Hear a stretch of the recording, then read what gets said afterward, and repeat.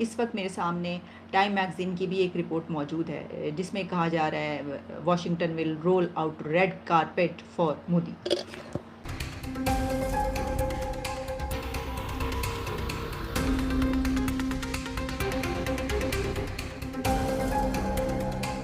अगले टॉपिक पे जाना चाहूंगा। अगले 4 दिन मेरी एक ख्वाहिश जरूर होगी, हर पाकिस्तानी टीवी पर मोदी जी के अमेरिकन ट्रिप जरूर देखे।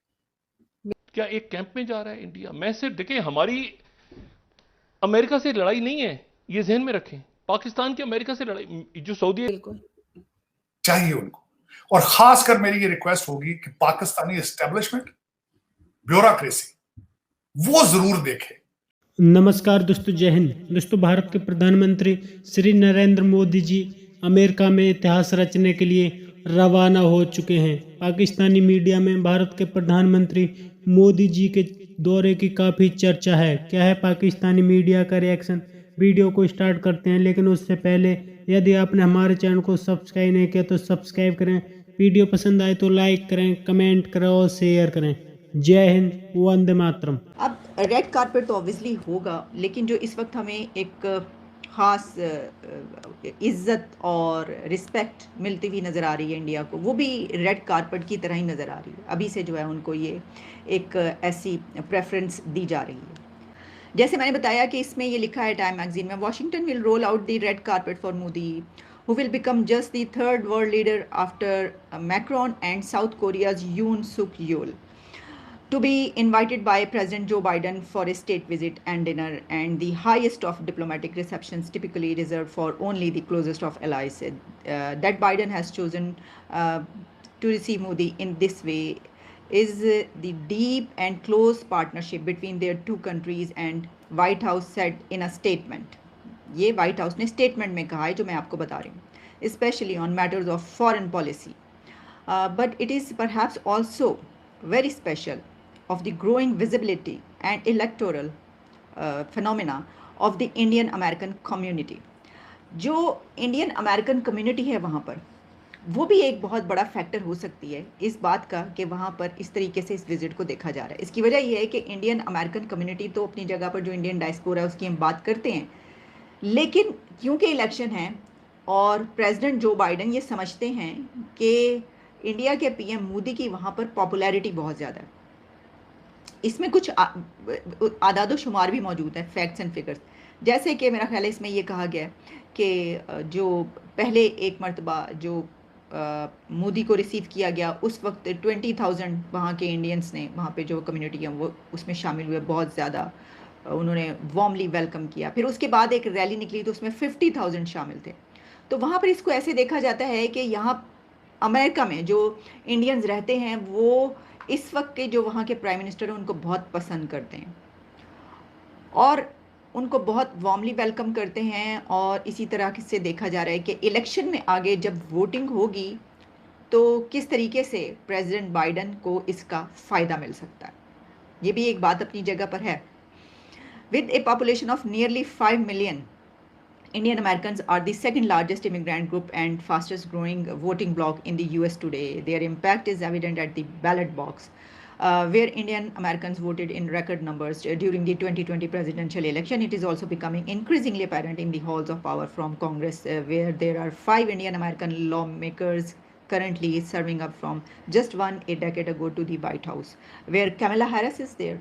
ये बात की जा रही है। फिर उसके बाद वो कहते हैं कि made as the first vice president of Indian heritage, यानी ये हिस्ट्री बनाई है कैमला ने कि वो पहली वो खातून बनी इस तरीके से। While every presidential contest since 2016 has featured at least one Indian American candidate, 2024 is ready to be the first race to feature at least two, Nikki Haley and the daughter of Sikh immigrants from Punjab and Vivek Ramaswamy, whose parents hail from Kerala.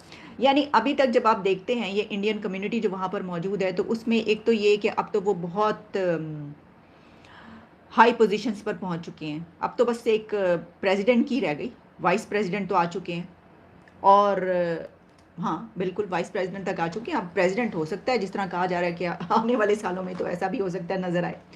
लेकिन जो वहाँ की जैसे law makers की भी उन्होंने बात की कितने हैं, फिर तो ये सब जब आप जमा खर्च करते हैं, ठीक है ना, प्लस माइनस करते हैं, तो आपको पता ही चलता है कि जहाँ बहुत सारे फैक्टर्स मौजूद हैं, इंडिया को इतना ज़्यादा एक रिस्पेक्ट तो खैर उनकी अपनी वजूहात की बिना पर भी है ना। और मैं रिक्वेस्ट करूंगा फॉरेन ऑफिस उस ट्रिप को जरूर देखे ताकि उन्हें पता चल जाए कि मुस्तकबिल के अंदर अमेरिका के रिलेशनशिप आपके साथ कैसे होंगे। अब मैं उसकी डिटेल में जाना चाहता हूं क्योंकि मैं I am sitting in Washington DC और इस पर वॉशिंगटन डीसी में क्या हो रहा है मैं बताना चाहता हूं आपको। आरजू, इस वक्त मोदी साहब आ रहे हैं, ये 7वां विजिट है इनका, और उसके बाद मैं बताना चाहता हूं कि ये बड़ा इंपॉर्टेंट विजिट है। सिर्फ इस तरह के 3 ट्रिप जो है, 3 सुदूर जो मुल्कों के सदर थे उनको यहां बुलाया गया है स्टेट डिनर पे और स्टेट ट्रिप पे। फ्रांस का सदर और साउथ कोरिया का सदर, तीसरे मोदी साहब आ रहे हैं। मोदी साहब कांग्रेस में दूसरी दफा स्पीच दे रहे हैं। आज तक हिस्ट्री में जो जिन सदरों ने, जिन प्राइम मिनिस्टर्स या लीडर्स ने जो कांग्रेस में 2-2 बार तकरीरें की हैं, उनमें एक विंस्टन चर्चिल था, एक नेल्सन मंडेला था, तीसरा जो था वो इजराइल का सदर था। ये चौथे मोदी साहब हैं। अब अपने रिलेशनशिप का अंदाजा लगाना है। 5 ऑब्जेक्टिव लेके आ रहे हैं मोदी जी जो डिस्कस करना चाहते हैं। एक तो कांग्रेस में स्पीच देंगे, वो अपने इंडिया की स्टोरी बताएंगे, जो पिछली दफा उन्होंने तकरीर दी है, मेरा ख्याल उसको अगले लेवल पर लेके जाएंगे, बताएंगे कि आगे हम रिलेशनशिप किस तरह जा। 5 ऑब्जेक्टिव मोदी साहब अपने ट्रिप में यहां पे करेंगे। एक तो उनके ट्रिप को नाम दिया जा रहा है ग्लोबल गुड। जो 5 चीजें वो डिस्कस करेंगे अपने अमेरिका, एक तो डिफेंस एंड स्ट्रेटेजिक पॉलिसीज और आर्मामेंट्स की डील्स, नंबर 1 डिफेंस। नंबर 2 पे आपकी health care, medicine, vaccination. Number 3 के ऊपर टेक स्टार्टअप्स, आर्टिफिशियल इंटेलिजेंस, इस तरह की चीजें। और उसके बाद एजुकेशनल पार्टनरशिप्स। और इस वक्त जो चीजें जो चल रही हैं, जो सबसे ज्यादा कंक्लूसिव जो चीजें सबसे ज्यादा, और फिर उसके बाद मैं चलें कंक्लूड ये कर लूं कि वो सीईओ से, जो यहाँ पे बड़े बड़े कारोबार हैं, उनके सीईओ से मुलाकात करेंगे, डायस्पोरा से मिलेंगे। और जो पहले दिन जहां से शुरू कर रहे हैं वो इंटरनेशनल योगा डे सेलिब्रेट करेंगे, लीड करेंगे योगा एक्सरसाइज को एट द यूनाइटेड नेशंस। उसके बाद टोनी बिल्कन और कैमला हैरिस उनके एजाज में लंच करेंगे, वो भी करेंगे बातें। लेकिन इसमें मैं ये बताना ये चाहूंगा कि तेजा जहाजों की टेक्नोलॉजी पहले जो बनाने के इंजन जनरल इलेक्ट्रॉनिक जो है वो ट्रांसफर नहीं करना चाहती थी, अब वो ट्रांसफर कर रही है। दूसरा, 30 बिलियन के प्रेडेटर ड्रोन खरीदेंगे, जिसकी वजह से वो इंडियन ओशन पे नजर रखेंगे और चाइनीज बॉर्डर पे नजर रखेंगे। तो उसमें ये बताना ये चाहता हूं कि अमेरिका के ऑब्जेक्टिव है, वो चाहते हैं कि चाइना के खिलाफ हमारा पार्टनर स्ट्रांग हो वहां पे। और दूसरा, पहले जो रशिया से भारत सबसे ज्यादा असला जो लेता था रशिया से, तो ये अपना असला देके ये समझ रहे हैं कि शायद हम इंडिया को रशिया से दूर कर लेंगे। हालांकि इस वक्त रशिया के पास जो असला है वो तो पहले ही शॉर्टेज है यूक्रेन वार की वजह से, लेकिन अमेरिका में आपको पता ही है फिर अब वो अपने उनके माइंडसेट हैं, वो समझते हैं कि यूक्रेन के फौरन बाद हम ताइवान जाएंगे और वहां पे इंडिया हमारे लिए लड़ेगा आगे जाके। हालांकि इस तरह लग नहीं रहा, क्योंकि Indians they are smart people. उन्होंने इनका वो जो इनकी जो नेटो प्लस की मेंबरशिप है वो इनको कहा कि thank you but no thank you करके उन्होंने पीछे हट गए। They are very smart. अब मैं जो देख रहा हूं कि वो रशिया से तेल भी लेते रहेंगे, चाइना के साथ ट्रेड भी करते रहेंगे, और यही वक्त की जरूरत है कि they are very smart people. उन्हें पता है वो एक थाली में नहीं जाएंगे।